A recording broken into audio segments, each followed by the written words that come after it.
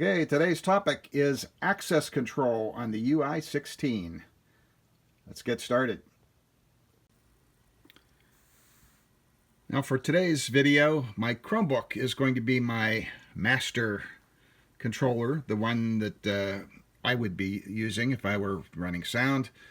Probably I'd be using one of my other tablets rather than this, but in my studio here it's just very convenient to have this set up. So that'll be my master.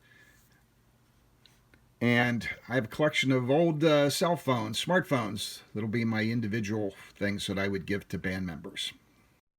Okay, access control for me on this UI seems to be rather confusing. So I'm going to show you what works for me. I've seen other videos that suggest differently. But for me, what works is if I go to Settings, and I go to Access, and I enable it, and you have to set a master password. I'm just going to set something simple since this is a demo. I'll set Fred. Okay. And I just want aux levels. That's the only thing I enable right here is aux levels. Then I don't log out. I don't disable. That's it. I let it sit right there. Now when I go back to mix gain, I still have full control. Full control. All right, so now we're ready to go to the client machines, which for me will be a number of iPhones. I'm going to show you how I have an iPhone set up just to access aux1. So let's go there.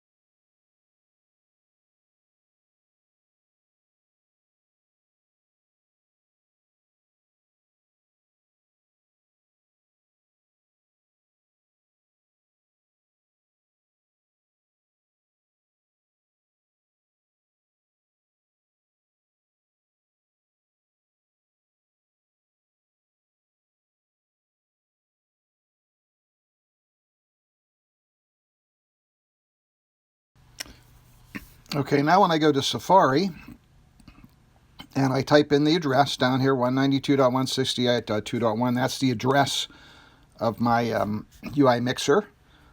I select the phone. It loads. Now you'll see this screen at first, but if you turn it sideways, you'll see the mix screen. And you'll notice that the mix screen is locked. If I hit this little button up here, I can go to aux-sends. And you'll see I do have access to aux1, not aux2, not aux3. Unfortunately, though, if I go to settings and I go to if I go to settings and access, I can select which aux-sends I want. I have not found any way to prevent users from selecting multiple aux-sends. They could have all of them enabled, so they have to pick the one that they're using, Or, if you set this up yourself, you can set it for them and hand it to them. But if they're doing it on their phone, they have to know that they're aux1, aux2, aux3, aux4. And of course, those can be renamed. But I have not figured out any way to restrict this setting. So anyway, we go back to the mix. The mix is locked. The aux-sends, I forget which one I enabled. It's aux1, right? aux1 is, in this case, is enabled. The other ones aren't. They are locked. And that's how it would work on the phone. And I didn't have to log in or anything. That's just the way it comes up when you have it enabled on the master. Now I did find on the master unit, if I log out, The restrictions apply to my PC or tablet that I'm using to control everything, and if I disable it, it disables it for everybody, and there's no restrictions. That's the way it's been working for me. So I think this is the best you can do. You can restrict them just to the aux ends, but if they go to settings, they're still going to be able to pick which aux they want to control.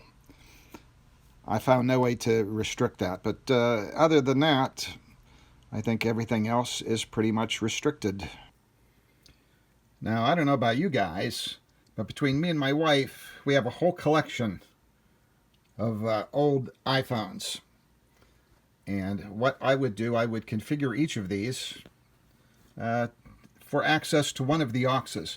Now, my setup is a little more complicated because I'm using a hidden SSID and static IP addresses. If you're not using a hidden SSID and you're using DHCP, it would be a lot easier. In fact, if I was doing this all the time, that's how I would do it. If you were going to let people use their own phones, you pretty much have to do it that way. But if you got a bunch of these sitting around, you could configure them before the show and just hand them out. So let's continue.